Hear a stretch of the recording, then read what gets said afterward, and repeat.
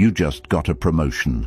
And the first thing you did, before you even celebrated, was grab your phone and start texting people to explain why you deserved it. You cancelled plans with a friend last week, and you spent 45 minutes crafting the perfect excuse.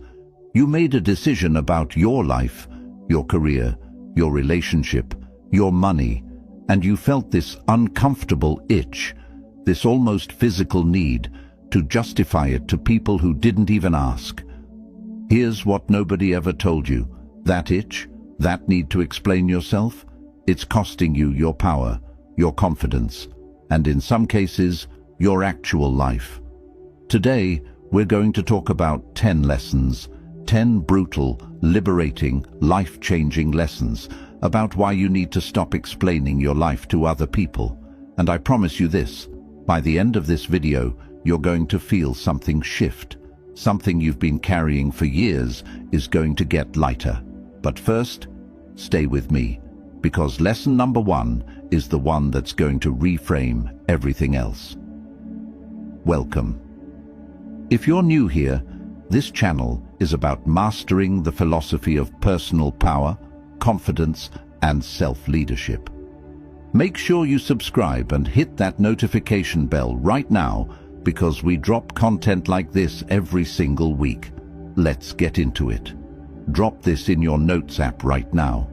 My life, my call, no explanation needed.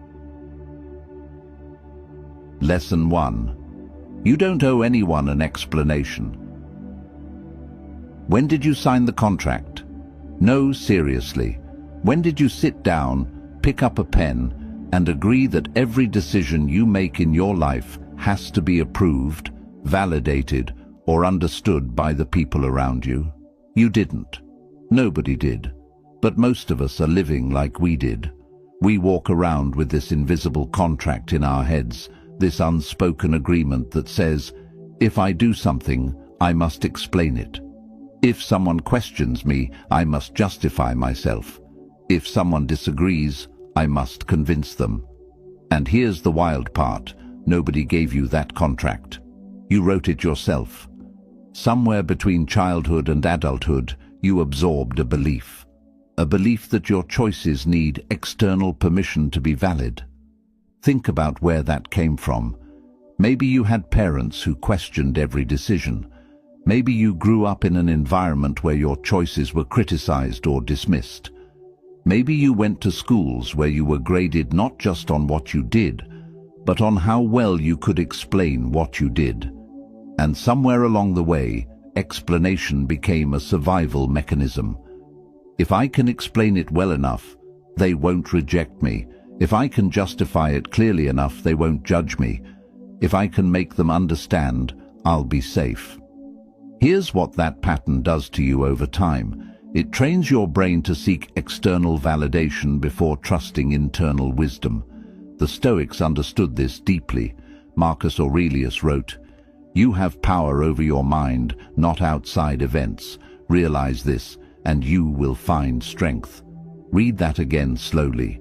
Power over your mind, not over other people's opinions, not over how they receive your decisions, your mind, your inner world. That is the only territory you were ever meant to govern. Every time you over-explain, you are abandoning that territory. You are leaving your own inner world unguarded and handing the keys to someone who was never supposed to have them. The Stoics called the inner world the hegemonikon, the ruling faculty, the command center of the self, and their entire philosophy was built around protecting it, strengthening it, never surrendering it to external pressure. When you stop explaining, when you make peace with the fact that not everyone will understand your choices, and that's completely fine, you reclaim that command center. You take back the keys. You don't owe anyone an explanation, not because you're arrogant, not because you don't care about people, but because your decisions belong to you, and you are the only one who has to live with them. If this hit you, type it in the comments. I decide, I move, no permission asked. Lesson 2. Over-explaining is a trauma response. This might be the most important thing I say in this entire video. Over-explaining is not a communication style. It is not a personality trait. And it is absolutely not a sign of intelligence or thoughtfulness, even though that's what many of us tell ourselves. Over-explaining is, in most cases, a trauma response. Now, before you close this video and say, "I don't have trauma," stay with me. Because trauma doesn't only mean big catastrophic events. Trauma is any experience that taught your nervous system that it wasn't safe to simply exist without justifying your existence. Growing up in a home where your feelings were dismissed, where you said, "I'm sad," and the response was, "You don't have a reason to be sad." So you learned to build a legal case for your emotions before you express them, growing up with a critical parent, where every decision was scrutinized, where you got the message, spoken or unspoken, that your judgment couldn't be trusted. So you started outsourcing your judgment to others, being in a relationship, romantic, professional, or friendship, where you were constantly questioned or made to feel that your perspective was invalid. So you developed over-explaining as a preemptive defense. This is the part most self-help content skips. They'll tell you to be more confident or stop seeking approval, but they won't tell you why you seek approval in the first place. And when you don't understand the why, the habit doesn't change. It just goes underground. Here's what over-explaining actually looks like in daily life. You send a text and immediately send 3 follow-up texts explaining what you meant. You make a decision, and before anyone questions it, you've already preloaded your explanation. You say no to something and then spend the next 10 minutes justifying the no. You accomplish something, and instead of simply receiving a compliment, you immediately list all the reasons your achievement wasn't actually that impressive. That last one, that's one of the most overlooked forms of over-explaining. When someone says, "Great job," and you say, "Oh, it was nothing. I got lucky. I had a lot of help." You are explaining away your own success, making other people comfortable with your achievement by diminishing it. Epictetus, who was born into slavery and became one of the greatest philosophers in history, said this: "Seek not that the things which happen should happen as you wish, but wish the things which happen to be as they are, and you will have a tranquil flow of life." Here's how that applies to this. When you over-explain, you are trying to make reality conform to what you wish it was, a world where everyone approves of you. But reality doesn't negotiate. People will judge, people will question, people will misunderstand. The Stoic response is not to explain harder. It is to accept that judgment exists, and to stop allowing the possibility of it to govern your behavior. Start noticing, over the next 48 hours, every time you feel the urge to over-explain. Don't judge it, just notice it. And ask yourself one question: am I explaining because this serves the conversation, or am I explaining because I'm afraid? That question alone will start to change things. Say this out loud right where you're sitting. Old patterns end here. I choose differently now. Lesson 3. The more you explain, the less people believe you. There's a psychological principle called the over-justification effect, and it reveals something completely counterintuitive about human behavior. When you give someone too much justification for something, their brain actually starts to trust it less. Not more, less. Think about the last time someone was trying to convince you of something.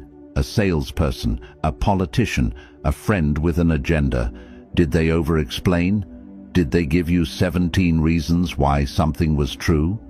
Did they seem almost desperate for you to believe them? What happened in your gut? You trusted them less, because here's what the human brain reads when it receives over-explanation.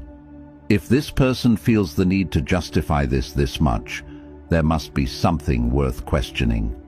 The psychological term for this is reactance.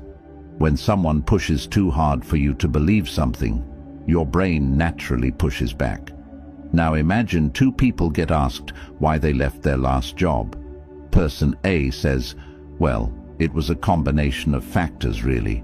The management style wasn't aligned with my values, and there were some communication issues, and I felt like my skills weren't being utilized, and also the commute was really difficult, and honestly the culture wasn't great."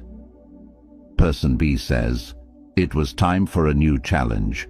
I learned everything I could learn there." Who do you trust more? Person B. Every time. Not because their answer is more honest. Maybe all of Person A's reasons are completely true, but Person B's answer communicates something Person A's doesn't. Certainty, groundedness, self-possession. Marcus Aurelius wrote, "Never esteem anything as of advantage to you that will make you break your word or lose your self-respect." Self-respect in communication looks like speaking with economy. It looks like trusting that your words carry enough weight without being buried under an avalanche of justification. Every extra word you pile onto a statement out of fear is a quiet act of self-disrespect. It says, "I don't trust my own voice to be enough." The way you present information, not just the information itself, is a signal of your confidence level. And over-explanation is one of the loudest signals that says, "I'm not sure about this yet." The goal isn't to become cold or withholding. The goal is to share from a place of fullness, not fear. When you share from fullness, you say, "Here's what I've decided and why it matters to me." When you share from fear, you say, "Here's what I've decided, but let me give you 16 reasons so you don't judge me." Can you feel the difference? Screenshot this and put it somewhere you'll see it daily. Less words, more power. Lesson 4. The people who need you to explain yourself don't actually trust you. Think about the last time you felt compelled to explain yourself. Really think about it. Who were you explaining yourself to? In most cases, it's not strangers. It's the people closest to you. Your partner, your parents, your best friend, your sibling. And here's the uncomfortable truth embedded in that pattern.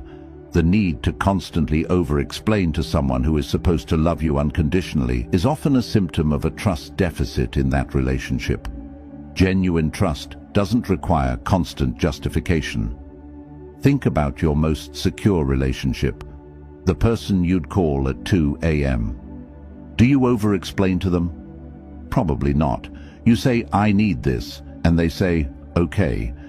There's a baseline assumption of goodwill that makes constant explanation unnecessary. Now think about the relationships where you over-explain. What's missing?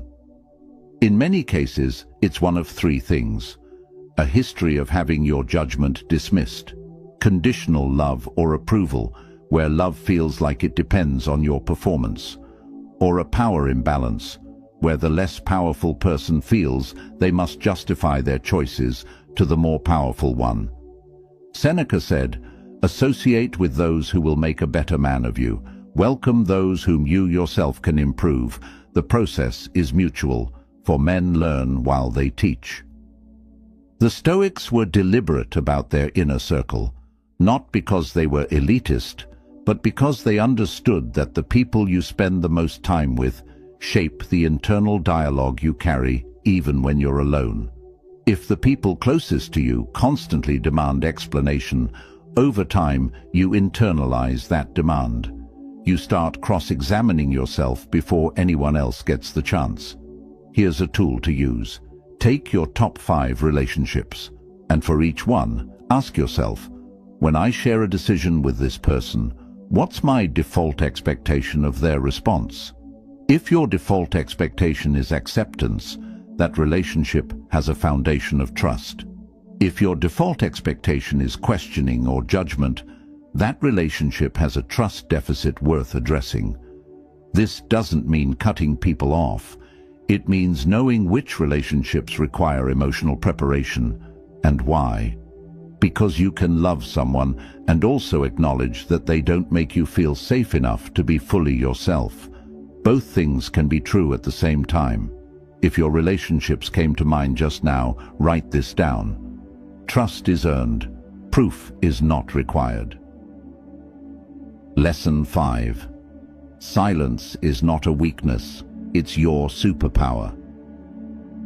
Most people are terrified of silence. The moment a conversation pauses, the moment someone asks a question and there's a beat of quiet, most people rush to fill it. And in that rush, they over-explain, they ramble, they say things they didn't mean to say. They give information nobody asked for, all because they couldn't tolerate 3 seconds of silence. Here's what you need to understand about silence from a psychological perspective. Silence creates space, and space in human communication is where meaning lives. When you speak without pause, you leave no room for your words to land, no room for the other person to process, no room for the weight of what you've said to register. But when you speak and then allow silence, your words carry more gravity, more authority, more presence. Imagine you're in a job interview. The interviewer asks, "Why should we hire you?" Response: A. "Well, I have a lot of experience in this field, and I think I work really well with teams, and I'm a quick learner, and I've had some really good results in past roles, and I'm really passionate about this industry." Response B. 3 seconds of deliberate silence. Then, "Because I've done this exact job before, and I made my last company $3 million doing it." Then silence again. Which person gets the job? Person B. Not just because of the content, because of what the pause communicated before the answer even started. That pause said, "I'm not nervous. I'm choosing my words. I don't need to fill every moment of this conversation with noise." Marcus Aurelius wrote, "If someone is able to show me that what I think or do is not right, I will happily change, for I seek the truth, by which no one was ever truly harmed." That quote is about intellectual security. It's about being so grounded in your own values and reasoning that you don't need to perform certainty through volume or speed. The truly secure person can pause, can sit in silence, can let questions hang in the air without scrambling to answer them instantly, because their sense of self doesn't depend on how quickly they can fill the void. Here's the practice. Before you answer any high-stakes question, a difficult question from a partner, a challenging question in a meeting, a provocative question from someone trying to rattle you, pause for 3 seconds. Not fidgety or uncomfortable, still, intentional. Look at the person, take 1 breath, then speak. This does several things. It gives your brain time to choose the right words instead of defaulting to verbal panic. It signals that you're grounded, not reactive, and it prevents over-explanation, because when you pause and choose deliberately, you say less. And when you say less, you say more. Next time someone pressures you to respond fast, remember, my silence speaks louder than their noise. Lesson 6. Stop defending yourself in arguments. Here's what to do instead. Here's a scene you've probably lived. You're in an argument. Someone accuses you of something. Maybe it's true, maybe it's false, maybe it's somewhere in the middle. And immediately, before they've even finished their sentence, you're building your defense. Your heart rate goes up. Your thoughts start racing. You're gathering evidence, forming rebuttals, preparing your case. And by the time they stop talking, you're not listening anymore. You're just waiting for your turn to explain yourself. This is called defensive reactivity, and it is one of the most relationship-destroying, confidence-undermining communication habits that exists. When you immediately defend yourself in response to criticism, you communicate several things, none of which help you. You communicate that you feel threatened, And when people see that you feel threatened, it often confirms to them that they've hit a nerve. You signal that you're more interested in being right than in understanding what happened. And you hand the other person enormous power over your emotional state. So, what do you do instead? When someone criticizes you or challenges you, instead of immediately defending, you absorb. You say, "That's interesting. Tell me more about what you mean by that." Or, "I hear you. Let me think about that." Or simply, "Okay." Not okay, but just okay. This feels deeply counterintuitive, because everything in your nervous system is screaming, defend, justify, explain. But here's what happens when you absorb instead. You completely disrupt the pattern of the conflict. The other person was expecting resistance. They were braced for it.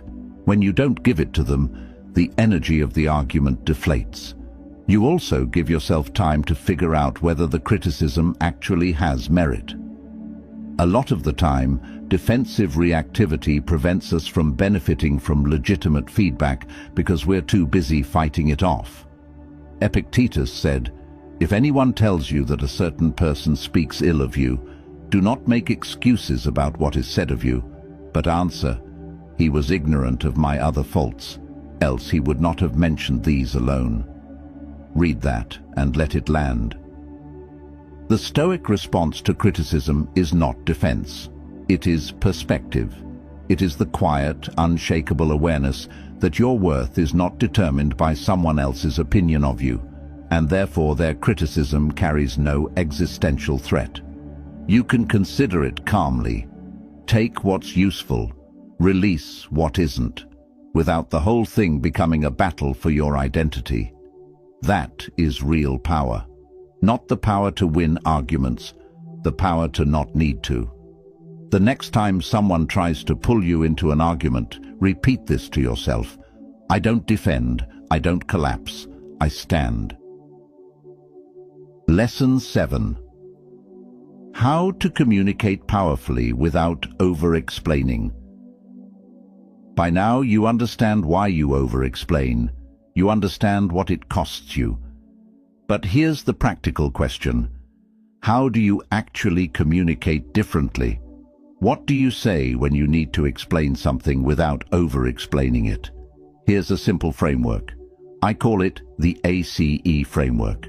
3 parts, easy to remember, immediately applicable. A stands for assertion, C stands for context, E stands for end. Most over-explanation happens because people lead with context and never get to the assertion, or they assert something, get anxious, and then pile on so much context that the assertion gets buried. The ACE framework flips that. First, assert. Start with your point, your decision, your answer, your boundary. Say it clearly, say it first. Instead of, "Well, I've been thinking about this for a while, and there are a lot of factors, and after weighing everything I decided that maybe I might want to consider not attending the event." Say, "I won't be at the event." Full stop. Start there. Second, context. If context adds value to the conversation, offer it, but minimal. 1 reason, 1 sentence, maybe 2, not a paragraph, not a list. "I have a prior commitment." Done. Third, end. End the explanation. Don't add qualifiers. Don't apologize. Don't trail off into another round of justification. "I won't be at the event. I have a prior commitment." Silence. That's it. Someone asks why you left a relationship. Old response. "It's complicated. We had some issues with communication, and I think we wanted different things, but I still care about them, and it wasn't really either of our faults. The timing was just off." And ace response. "It wasn't the right fit for either of us. If pressed, we wanted different things." End. Seneca wrote, "Hang on to your gut feelings. They know what they're talking about." That's exactly what the ACE framework protects. Your gut, your knowing, your original, uncontaminated sense of what's true.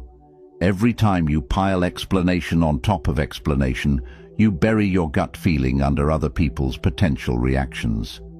The ACE framework keeps your gut feeling visible, audible, sovereign.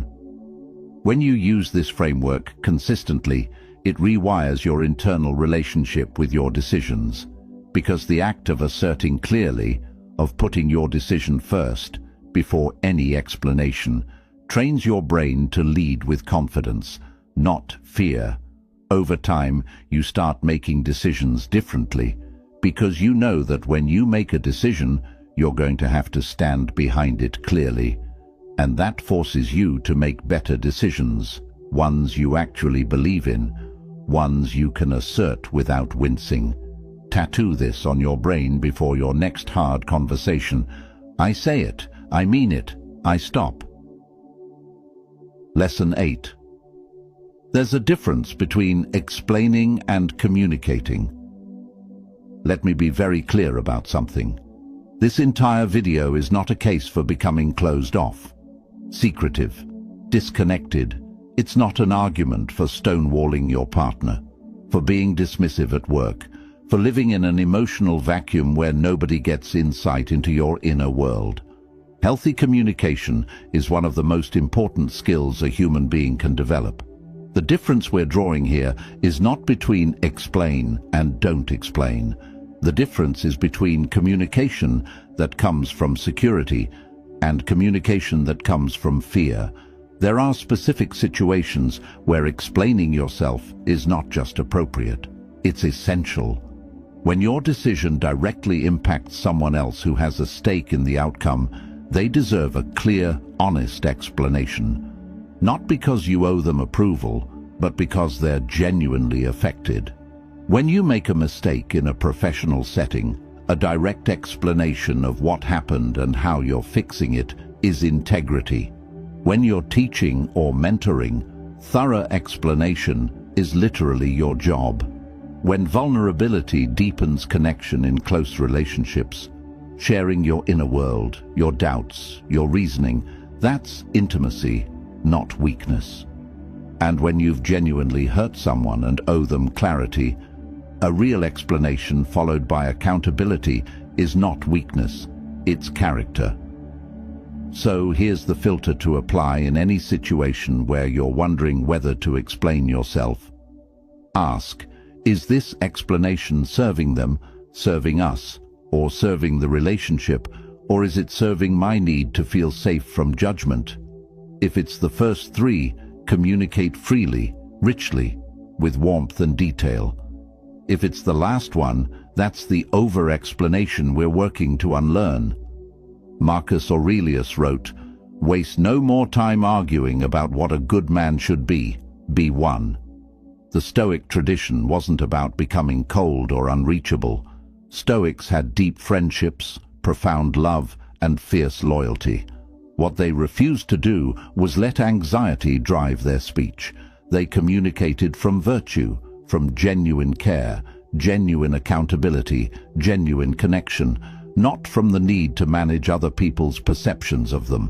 That's the distinction. Not less communication, better communication. Communication that serves something real. Every word you speak from now on should pass this test. I speak by choice, never by fear. Lesson 9. Your identity is not up for public debate. Here's a question I want you to sit with. Who are you when nobody's watching? Not who you perform, not who you explain, not the version of you that exists in other people's perceptions. Who are you when it's just you? That person, the one who exists before the explanations, before the justifications, before the performance, that's the person we're trying to get back to. There's a concept in psychology called the looking glass self. The idea is that our self-image is largely formed by how we think others see us. We look at ourselves, and then we look at the reflection of ourselves in other people's eyes. And over time, for many of us, the reflection becomes more real than the reality. We start making decisions based on how they'll look to others. We start explaining ourselves endlessly because we've outsourced our identity to external opinion. And what that does over time is this. You lose yourself, gradually, not dramatically. Each time you over-explain, each time you shrink your truth to fit someone else's comfort, a small piece of your authentic self gets filed away, unexpressed. And then one day you wake up and you don't quite know what you actually want, what you actually think, who you actually are, apart from the version that other people have approved. Epictetus said, "Never say about anything, 'I have lost it, but I have restored it.' Is your child dead? It has been restored. Is your wife dead? She has been restored. Is your estate taken away? Well, and is not that likewise restored? But he who took it away is a bad man. What difference is it to you who the giver assigns to make you a return of what was originally yours?" That's a radical teaching about non-attachment. But apply it here. Your identity doesn't belong to other people's opinions. It was never theirs to hold. Every time you over-explain to protect other people's perception of you, you're trying to hold on to something that was never actually at risk. Your true self cannot be taken away by someone's misunderstanding of you. It can only be abandoned by you. So, begin making small decisions every day without explaining them. Order the meal you actually want without justifying it to the table. Leave the party when you want to leave without a 10-minute exit narrative. Say no without a story attached to it. This isn't rudeness. You're simply not performing your choices for an audience. And what happens over time is this. You start to trust yourself more. You start to hear your own thoughts again. Underneath all the noise of imagined voices and anticipated judgments, you find yourself, still there, still whole. If you've ever shrunk yourself for someone else's comfort, claim this. I know me, that's enough. Lesson 10. The life that becomes possible when you stop explaining. Everything we've covered has been building toward this. Stopping the explanation isn't the goal. The goal is what stopping the explanation makes room for. When you stop spending energy on explaining and justifying, when you reclaim all the mental and emotional bandwidth that was tied up in seeking approval, here's what that energy becomes available for. Your creativity expands. Most people don't realize how much creative energy is consumed by approval seeking. Every time you censor an idea before it's even born, every time you don't start a project because you're already imagining the criticism, that's creative energy that never finds expression. When you stop explaining and start doing, unfiltered, undefended, you access a level of output that most people never reach. Your relationships get dramatically better. When you stop over-explaining, when you stop performing for people, you become more authentic. And authenticity is magnetic. The connections you form when you're operating from genuine confidence are deeper, more reciprocal, and more sustaining than connections built on the performance of acceptability. Your decision-making improves radically. When other people's potential reactions aren't factored into every choice you make, you can hear yourself clearly. You start making choices based on what actually aligns with your values, your goals, your nature. And decisions made from that place of authentic clarity tend to be really, really good ones. And most importantly, you develop an unshakable sense of dignity. Dignity is not pride. Pride is about being better than others. Dignity is about being whole within yourself. When you stop needing external approval to feel valid, when you stop making your worth contingent on whether people understand and agree with your choices, you develop a quiet, solid sense of your own worth that nobody can take from you. Marcus Aurelius wrote, "How much more grievous are the consequences of anger than the causes of it?" Replace anger with over-explanation, and that truth holds just as firmly. How much more grievous are the consequences of over-explaining, the lost confidence, the eroded identity, the drained energy, the damaged relationships, than the discomfort of simply allowing someone to not fully understand you? The discomfort of not explaining lasts a moment.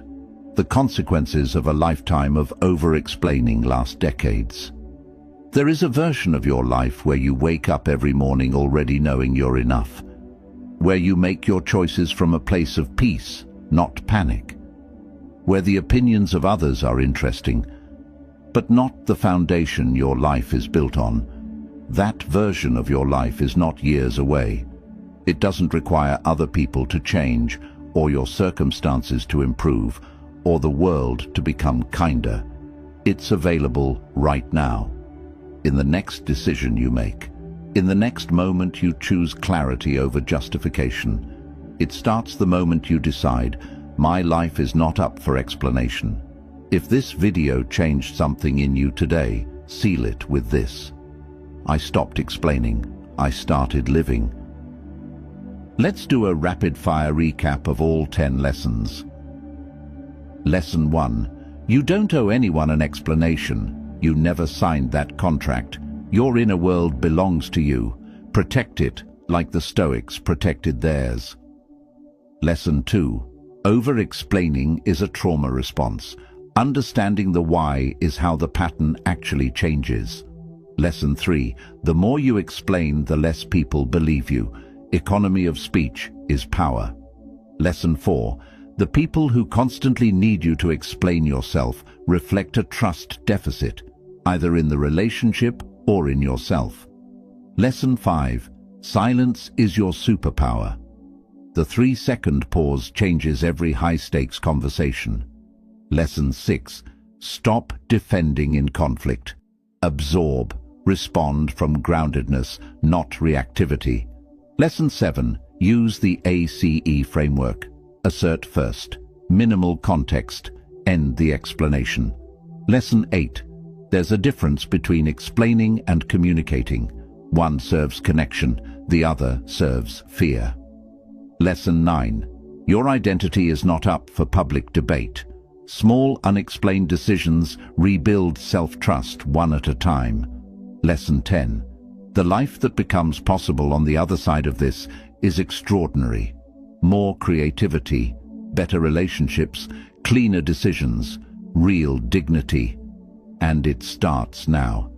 If this video landed for you, if something shifted even just a little, hit that like button right now. It tells YouTube this content matters, and it helps more people who need this find it. Subscribe if you're not already here. Every week on this channel we go this deep into the psychology of personal power, self-leadership and communication. You don't want to miss what's coming, and drop a comment below right now. Tell me, which lesson hit you the hardest? Was it the trauma response in Lesson 2, the judo principle in Lesson 6, the ACE framework, the identity piece in Lesson 9? Tell me in the comments, because your answer tells me exactly what to make next, and it might be exactly what someone else watching these needs to read today. I read every single one. Now go make a decision, a real one, a true one, and don't explain it to anyone. See how it feels. I'll see you in the next one. Share this with someone who needs to hear it right now. My life speaks. I don't owe it subtitles.